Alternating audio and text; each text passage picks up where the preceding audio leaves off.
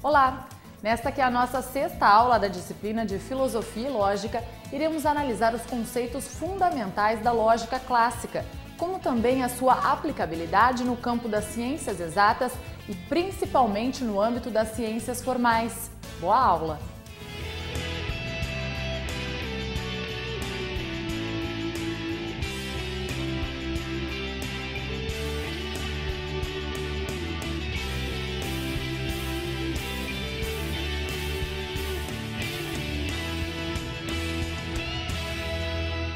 Olá! Nesse encontro também aprenderemos que a filosofia da ciência procura identificar as peculiaridades da ciência e descobrir em quais operações da razão ela fundamenta suas técnicas, seus procedimentos de pesquisa e, consequentemente, seus resultados. Começamos pela questão inicial da filosofia da ciência. A filosofia da ciência, enquanto uma especificação filosófica, destacou-se no final do século XIX a partir da polêmica travada entre William Whewell e John Stuart Mill. A preocupação central da filosofia da ciência diz respeito à reflexão crítica sobre os fundamentos do saber científico. Em outras palavras, disse que a filosofia da ciência, ou epistemologia, busca constituir uma teoria do conhecimento científico. No entanto, podemos, a partir desse tema geral, desdobrá-lo em uma série de problemas que são discutidos pelos filósofos da ciência ao longo dos tempos, tais como a preocupação acerca do método de investigação científica, a questão sobre a classificação das ciências, a natureza e as especificidades das teorias científicas e a questão acerca do papel da ciência e a sua utilidade na sociedade.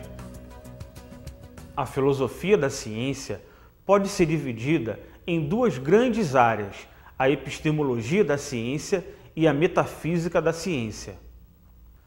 A epistemologia da ciência discute a justificação e a objetividade do conhecimento científico. A metafísica da ciência discute aspectos filosoficamente problemáticos da realidade desvendada pela ciência. Podemos dizer que a filosofia da ciência possui como expressão máxima as reflexões dos filósofos Thomas Kuhn e Karl Popper. As questões levantadas por estes filósofos acerca dos problemas da ciência podem ser resumidas na seguinte reflexão de Gilles Gaston Granger: a ciência é uma das mais extraordinárias criações do homem, ao mesmo tempo pelos poderes que lhe confere e pela satisfação intelectual e até estética que suas explicações proporcionam. Desde os tempos áureos da filosofia, os filósofos possuem a preocupação de elaborar uma classificação geral das ciências. A primeira classificação sistemática das ciências se deve a Aristóteles, que empregou 3 critérios para classificar os saberes. O primeiro é o critério da ausência ou de presença da ação humana. Levando em conta esse aspecto, Aristóteles estabeleceu uma distinção entre ciências teoréticas, ou seja, as ciências que têm como objetivo o conhecimento puro e racional do mundo. Exemplo, a física, a matemática, a biologia, entre outras. As ciências práticas, as que possuem como objetivo o conhecimento de princípios instrumentais a ser aplicados no comportamento social e intelectual do homem. Exemplo, a moral, a política, a lógica. Já pelo segundo critério, de imutabilidade e permanência, Aristóteles estabelece uma distinção entre metafísica, física ou ciências da natureza e a matemática. E o critério de praticidade, onde Aristóteles distingue as ciências que têm por objeto a praxe, a ação ética e política das ciências técnicas, a fabricação de objetos artificiais. Uma outra interessante classificação das ciências nos é fornecida pelo filósofo do século XIX, Auguste Comte. Ele propôs uma classificação das ciências baseada no critério do grau de simplicidade ou generalidade dos fenômenos investigados. Para este filósofo, era necessário partir da investigação dos fenômenos mais gerais ou simples até atingir os fenômenos particulares. Assim, de acordo com esse princípio, as ciências são classificadas em 5 grupos: a astronomia, a física, a química, a biologia e a sociologia.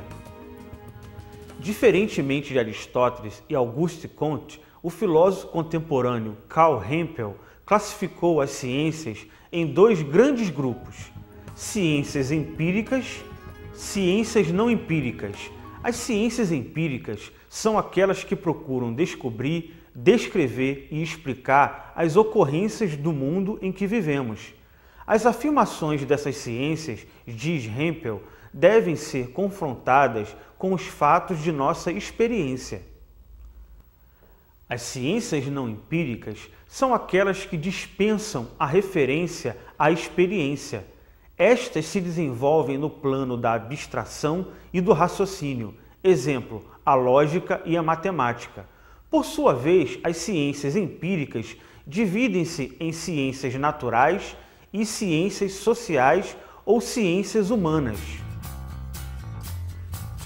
Segundo Marilena Chauí, como a ciência se caracteriza pela separação e pela distinção entre o sujeito do conhecimento e o objeto, e por retirar dos objetos de conhecimento os elementos subjetivos, como os procedimentos científicos de observação, experimentação e interpretação, procuram alcançar o objeto real ou o objeto construído como modelo aproximado do real. Enfim, como os resultados obtidos por uma ciência não dependem da boa ou má vontade do cientista, nem de suas paixões, estamos convencidos de que a ciência é neutra ou imparcial. Mesmo tendo esta visão como predominante, a ciência em nada pode ser caracterizada como neutra ou desinteressada.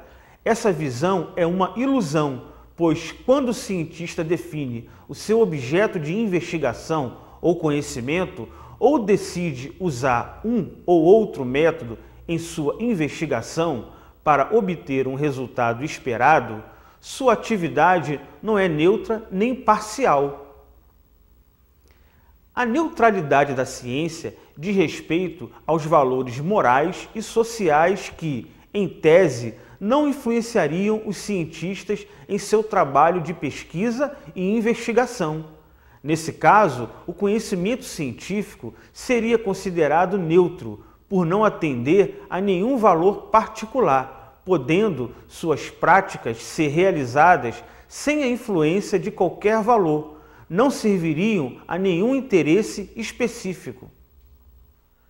No entanto, parece que a ciência não procede dessa maneira. De fato, fomos investigar alguns procedimentos científicos, tais como os exemplos fornecidos pela professora Marilena Chauí, ilustram que a neutralidade e imparcialidade da ciência é um mito.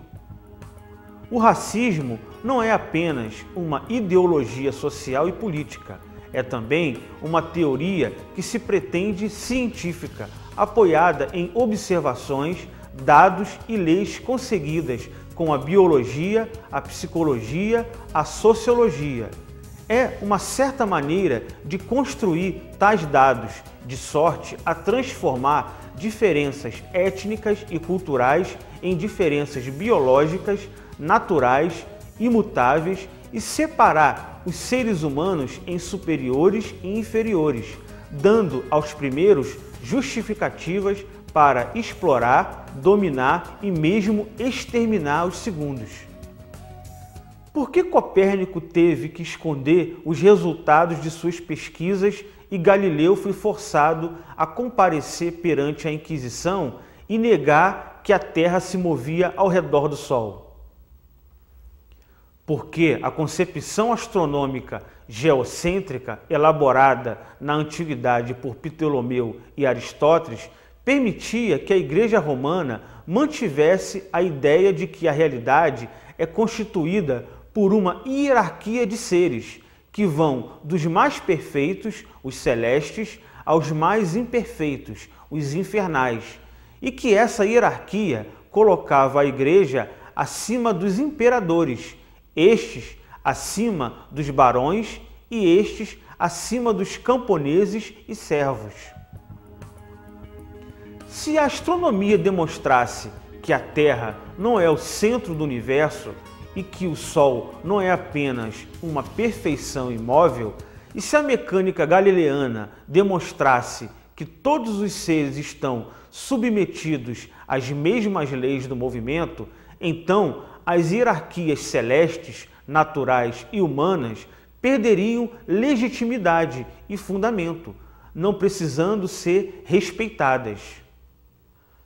A física e a astronomia pré-copernicânicas, elaboradas por Ptolomeu e Aristóteles, serviam independentemente da vontade de Ptolomeu e de Aristóteles. É verdade, há uma sociedade e há uma concepção do poder que se viram ameaçadas por uma nova concepção científica. Um último exemplo pode ser dado através da antropologia. Durante muito tempo, os antropólogos afirmaram que havia duas formas de pensamento cientificamente observáveis e com leis diferentes. O pensamento lógico-racional dos civilizados europeus brancos adultos e o pensamento pré-lógico e pré-racional dos selvagens ou primitivos, africanos, índios, tribos australianas. O primeiro era considerado superior, verdadeiro e evoluído. O segundo, inferior, falso, supersticioso e atrasado, cabendo aos brancos europeus auxiliar os selvagens primitivos a abandonar sua cultura e adquirir a cultura evoluída dos colonizadores. Para Marilena Chauí, o senso comum, ignorando as complexas relações entre as teorias científicas e as técnicas, entre ciência pura e ciência aplicada, entre teoria e prática e entre verdade e utilidade, tende a identificar as ciências com os resultados de suas aplicações. Essa identificação desemboca numa atitude conhecida como cientificismo, isto é, fusão entre ciência e técnica, e a ilusão da neutralidade científica. O cientificismo é a crença segundo a qual a ciência pode e deve conhecer tudo e que seu procedimento é perfeito, ou seja, a ciência é considerada o único conhecimento possível e o método das ciências da natureza é o único capaz de explicar todas as ocorrências da realidade. O cientificismo, diz Marilena Chauí, desemboca numa ideologia e numa mitologia da ciência. Mas afinal, o que é a ideologia da ciência e a mitologia da ciência? Vamos conferir o que diz Dennis Lerner Rosenfield, que é professor de filosofia da Universidade Federal do Rio Grande do Sul, sobre o tema.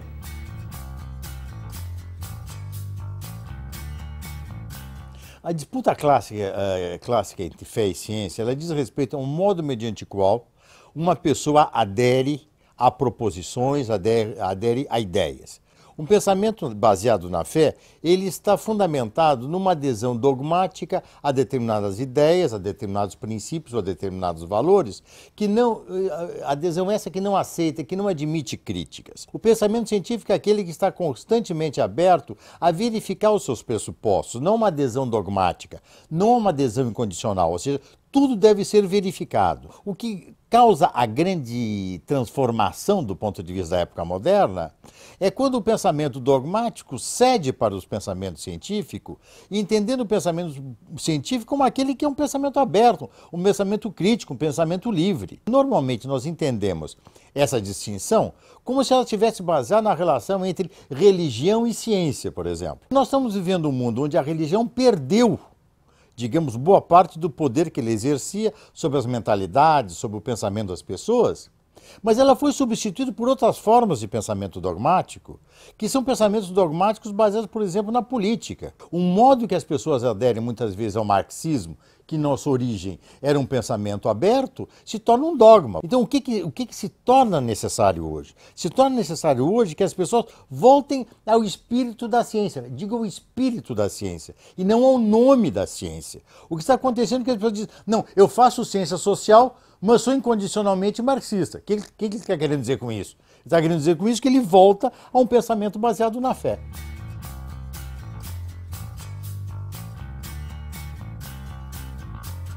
De uma certa maneira, sim, e de uma certa maneira, não. Vamos começar de certa maneira assim. Quando se inaugura a ciência moderna, e quando digo não a ciência moderna, e também o pensamento científico moderno, surge a ideia de que o homem deve se apropriar da natureza, se fazer senhor e dono da natureza. Essa é uma formulação que você encontra em Descartes. Essa é uma formulação que vocês encontram também em Francis Bacon, que era um homem de espírito científico, embora voltado para o mundo político. Existe essa ideia de que deveria haver uma apropriação da natureza baseado no seu domínio, baseado, por assim dizer, na sua dominação. Isso fez parte, mais ou menos, de todo o pensamento, até, eu diria, a segunda metade do século XX. Nós temos, portanto, que esse pensamento, que eu diria, ocidental, ele estava baseado nessa relação com a natureza, diríamos, ausente de controles, certo? Hoje nós estamos vivendo um movimento inverso. Há uma reação em relação a esse tipo de empreendimento econômico, esse tipo de empreendimento social, clamando com razão por um maior controle da exploração ambiental, certo? Ou das questões ambientais. Qual é o grande problema? O grande problema é que nós temos que pensar no futuro do planeta. Nós não podemos pensar apenas no usufruto atual, devemos igualmente pensar no usufruto das próximas gerações. E, portanto, tem que ter uma preocupação ambiental central para qualquer tipo de desenvolvimento econômico. O que aconteceu é condenável, deve ser criticado. Agora, evitemos cair no lado oposto. Ou seja, não vamos mais construir hidrelétricas porque poluem. Tá? Então vamos combinar, tá? Somos contra a construção de hidrelétricas? Então nós somos contra a luz, nós somos contra o refrigerador, nós somos contra determinados tipos de fogão, nós somos contra, enfim, a batedeira, nós somos contra a televisão. Então nós temos que pensar, devemos evitar o excesso, porque a questão ambientalista no Brasil, hoje, ela é absolutamente excessiva. O Brasil é o país que mais conservou as suas florestas nativas nos últimos 4.000 anos. O Brasil tem um coeficiente de conservação de florestas nativas em torno de, eu não lembro se é 50% ou 60%. Quantos europeus conservaram? Nada. A questão, portanto, é como nós vamos conseguir conciliar o pensamento científico, o bem-estar material e, ao mesmo tempo, vamos manter as preocupações ambientais. Agora, questões ambientais sensatas, ou seja, nós estamos chegando numa situação onde não pode mais criar gado no Brasil, porque o arroto do gado cria poluição ambiental. Então, nós não vamos comer carne, todos vão se tornar vegetarianos. Enquanto isso, os Estados Unidos têm os maiores rebanhos bovinos, a Europa também. Quer dizer, o Brasil está se tornando excessivo nesse sentido. Então, o ponto principal aqui é o seguinte: como manter o desenvolvimento econômico e social com também o desenvolvimento sustentável. Essa é a questão absolutamente central. Deixa eu dar um exemplo para vocês. Reserva legal. O que é reserva legal? Segundo a legislação atual, 20% no sul e sudeste de uma propriedade deve ser mantida com vegetação floresta nativa, 35% no cerrado, no meio amazônico, no centro-oeste e 80% na Amazônia. Pergunto, existe reserva legal em algum outro lugar do mundo? Não, não tem.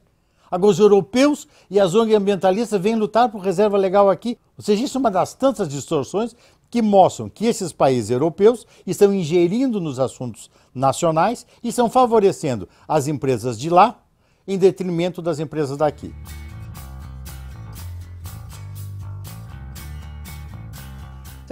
Eu acredito o seguinte, o cientista social hoje deveria estar sobretudo voltado para as questões públicas. Ou seja, pessoas acostumadas a intervir na ciência pública. O que está acontecendo hoje é que o cientista social, me refiro ao sociólogo, político, cientista político, mesmo filósofo, ou um cara de áreas de ciências humanas como letras, tudo ficou voltado para a universidade. Quer dizer, a academia se fechou e está perdendo vinculação com o mundo externo. Ou seja, portanto, ela vive debatendo internamente problemas. Isso é sobretudo claro no caso dos cientistas sociais, que ficam com um pensamento desvinculado da realidade que se encontra no entorno. Ou seja, o cientista social deveria ter uma pessoa voltada para um pensamento livre, voltado para um pensamento crítico e preocupado com questões públicas e preocupado com precisamente interação com a sociedade e com o mundo econômico também, com o mundo empresarial, com o mundo político. Ou seja, a abertura é uma abertura realmente para o que hoje acontece no mundo contemporâneo, que é um mundo moderno, de área digital. A pessoa deve estar voltada para essas questões. O grande problema de uma universidade fechada em si mesma é que ela se autorreproduz segundo os seus próprios pressupostos e não se abre precisamente para o novo e fica fechada. Ao ficar fechada e não se abrir para o novo, ela não faz a contribuição que deveria ser a própria de um sentimento, de um cientista social, a saber, a sua vinculação com as questões públicas da atualidade. A ideologia da ciência é a crença no progresso e na evolução dos conhecimentos que, um dia, explicarão totalmente a realidade e permitirão manipulá-la tecnicamente, sem limites para a ação humana. Já a mitologia da ciência é a crença na ciência como se fosse magia e poderio ilimitado sobre as coisas e os homens, dando-lhe o lugar que muitos costumam dar às religiões, isto é, um conjunto doutrinário de verdades intemporais, absolutas e inquestionáveis.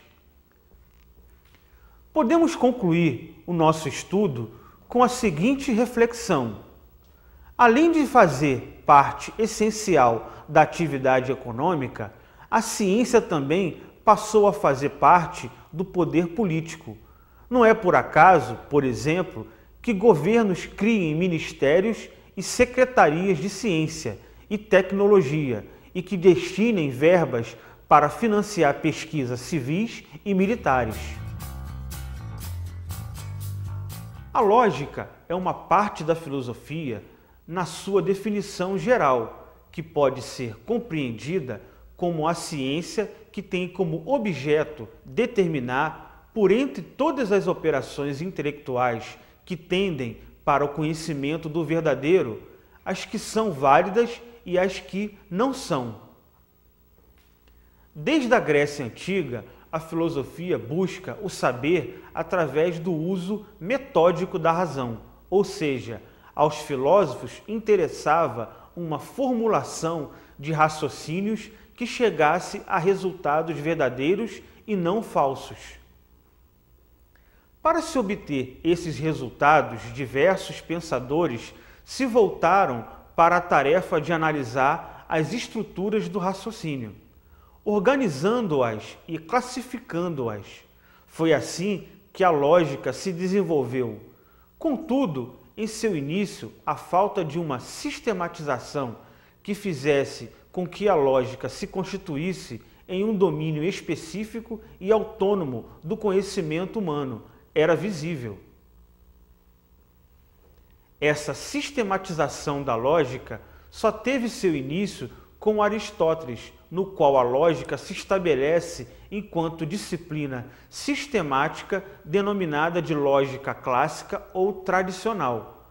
Com isso, Aristóteles assume um papel fundamental na história da lógica, pois tem consciência de seu caráter autônomo, sendo seu primeiro grande sistematizador.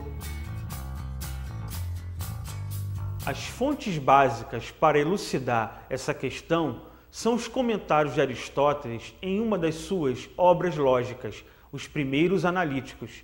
Nessa obra, ele procura destacar a finalidade da analítica. De início, é necessário estabelecer o objetivo de nossa investigação. E aqui a disciplina ela pertence. Seu objetivo é a demonstração e pertence à ciência demonstrativa. Assim, o que a analítica visa é o estudo da demonstração, que para Aristóteles se dá a partir da análise do raciocínio. Pode-se dividir a lógica de duas formas, a lógica tradicional e a lógica moderna, simbólica ou matemática. Entretanto, essas duas não são completamente distintas, pois a lógica tradicional está contida na moderna. O objetivo dessa divisão é apenas uma questão didática. A lógica formal preocupa-se com a maneira pela qual o pensamento deve apresentar para ser correto, ou seja, preocupa-se em estabelecer a forma pela qual o pensamento deve ser enunciado para que possua validade. A lógica formal considerou alguns princípios fundamentais. Tais princípios nos quais toda a lógica é baseada são básicos e elementares. São eles: a. O princípio da identidade, enunciado pela seguinte sentença: cada coisa é idêntica a si mesmo. Podemos dar ao princípio da identidade um tratamento algébrico, reduzindo-o à seguinte forma enunciativa: A é idêntico a A. Esse enunciado atribui ao princípio da identidade um caráter tautológico, do grego tauto, o mesmo. Isso significa que o seu enunciado consiste numa proposição que tem como sujeito e predicado o mesmo conceito. Exemplo: eu sou eu. B. O princípio da não contradição. O princípio da não contradição postula que dois conceitos são contraditórios quando não podem ser e não são ao mesmo tempo, quando analisados de um mesmo ponto de referência. Esse princípio pode receber o seguinte tratamento: não há é não há. A partir dessas caracterizações, vamos examinar no tópico seguinte os conceitos básicos da lógica formal. Para Aristóteles, a inteligência humana possui três funções básicas: conceber, julgar e raciocinar. Conceber é o ato pelo qual se forma um conceito. Quando pensamos, por exemplo, acerca do homem em geral, da mesa em geral, do professor em geral, estamos efetuando um ato de conceber. Julgar é o ato pelo qual se afirma ou se nega algo a respeito de alguma coisa. Quando pensamos, por exemplo, o homem é mortal, estamos efetuando um ato de julgar. O ato de julgar é mais complexo do que o ato de conceber, uma vez que o ato de conceber é suposto pelo de julgar, sendo anterior a este. E raciocinar, que é o ato pelo qual se deriva um juízo a partir de um ou mais juízos. Por exemplo, José é maior do que Mário, logo, Mário é menor do que José. Vemos, portanto, um exemplo de derivação de um juízo a partir de um juízo. O ato de raciocinar envolve em si todo um mecanismo psicológico que não interessa à lógica. Como vimos anteriormente, um conceito é um conteúdo do ato mental de conceber. Podemos definir o conceito como uma representação intelectual ou discursiva das propriedades que definem uma classe de objetos. As notas determinam a compreensão de um conceito de tal modo que, quanto maior o número de notas admitidas, maior a compreensão do conceito.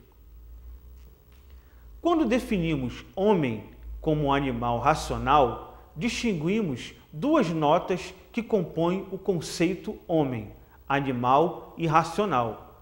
Nesse sentido, as notas animal e racional designam propriedades que algo deve possuir a fim de pertencer à classe das entidades que, corretamente, podemos denominar individualmente de homem.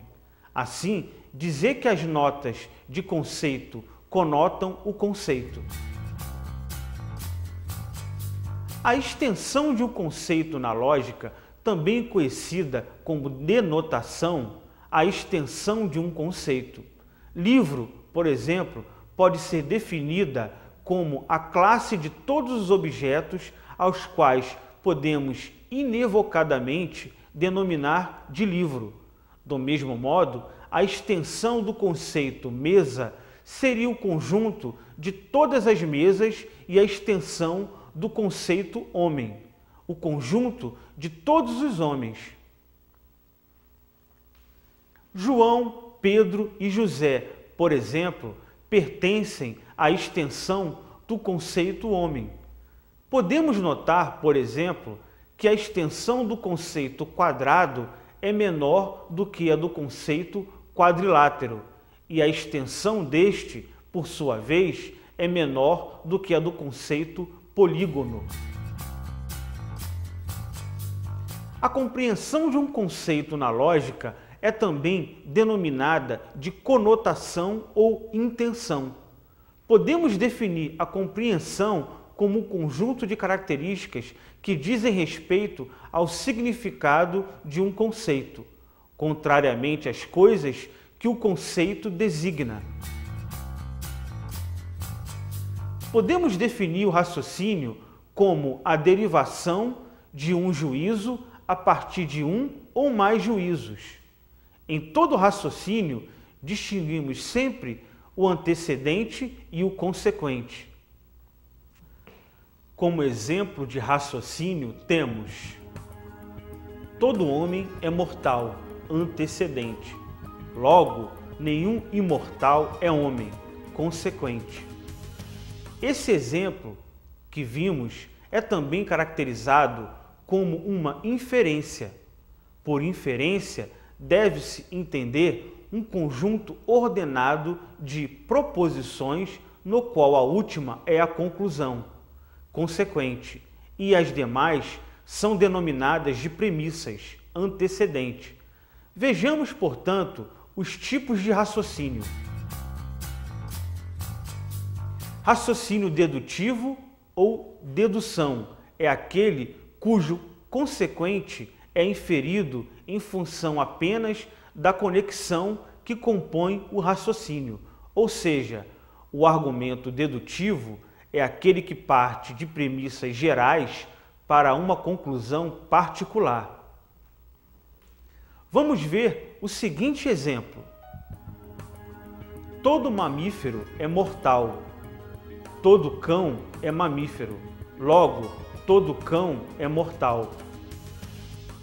Como você observou, o antecedente, todo mamífero é mortal, enuncia uma verdade mais geral do que a conclusão, todo cão é mortal. O raciocínio indutivo é aquele que parte de proposições ou premissas particulares e chega a uma conclusão geral. Vejamos um exemplo. A África é um continente habitado. A Europa é um continente habitado. O mesmo para a América, Ásia, Oceania e Antártida. Logo, todos os continentes são habitados. Como vemos no exemplo, o raciocínio indutivo, partindo de verdades particulares, tende a chegar a conclusões apenas provavelmente corretas, enquanto que o raciocínio dedutivo, partindo de verdades gerais, tende a chegar a conclusões seguramente corretas.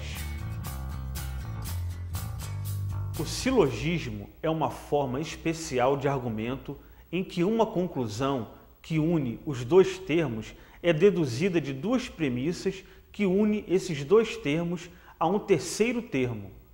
Todo silogismo é constituído de três proposições nas quais os três termos são combinados 2 a 2. Vamos ver um exemplo de silogismo aristotélico.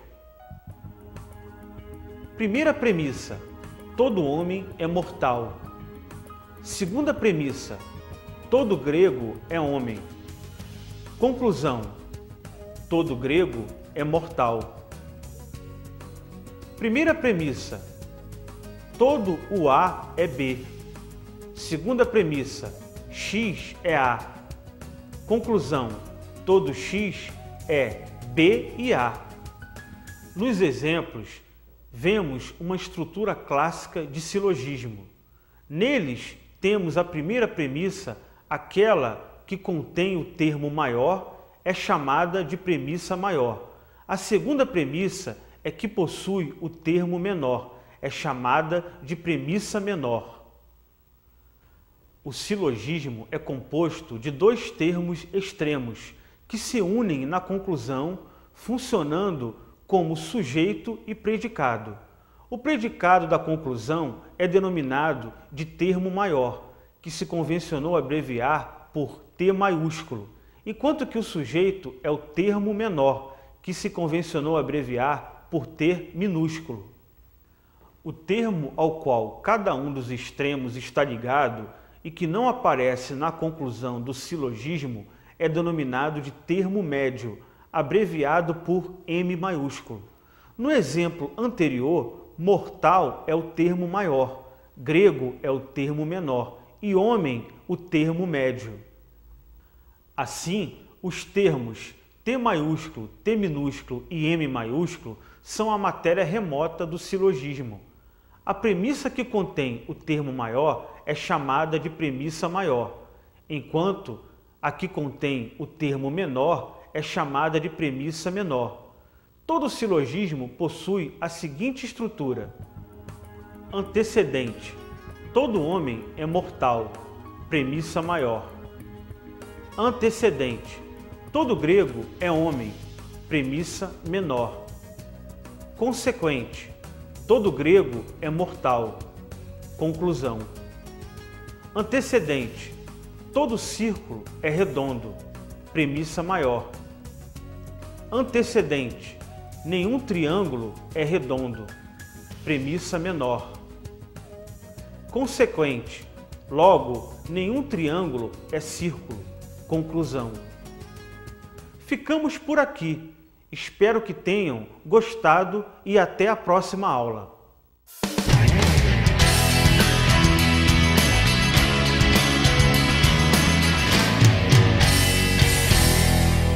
Utilizamos nessa aula o livro Filosofia da Ciência, em que Rubens Alves apresenta os seguintes temas: o senso comum e a ciência buscando decifrar seus símbolos e discutir sua lógica interna. Em Introdução à Lógica, Irvine Cope apresenta tal lógica tanto por sua importância filosófica como por suas aplicações técnicas, pois ela ocupa um lugar central no pensamento contemporâneo.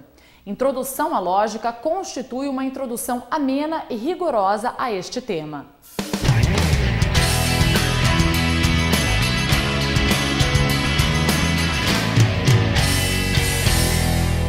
Olá! Nesta aula você teve a oportunidade de estudar os principais conceitos da lógica, como também a sua aplicabilidade no campo das ciências exatas e a estrutura formal do pensamento. Que tal recordar um pouco disso? A preocupação central da filosofia da ciência diz respeito à reflexão crítica sobre os fundamentos do saber científico. Em outras palavras, disse que a filosofia da ciência ou epistemologia busca constituir uma teoria do conhecimento científico. Vimos também que desde os tempos áureos da filosofia, os filósofos possuem a preocupação de elaborar uma classificação geral das ciências. Mas afinal, o que é a ideologia da ciência e mitologia da ciência? A ideologia da ciência é a crença no progresso e na evolução dos conhecimentos que um dia explicarão totalmente a realidade e permitirão manipulá-la tecnicamente, sem limites para a ação humana. Além disso, aprendemos um pouco mais sobre o silogismo e a estrutura lógica do raciocínio. Conforme o professor Delmo nos explicou, podemos definir o raciocínio como a derivação de um juízo a partir de um ou mais juízos. Desta forma, todo raciocínio distinguimos sempre o antecedente e o consequente. Finalizamos aqui nosso 6º encontro, esperando que você tenha aprendido um pouco mais sobre o conteúdo visto. Até a próxima!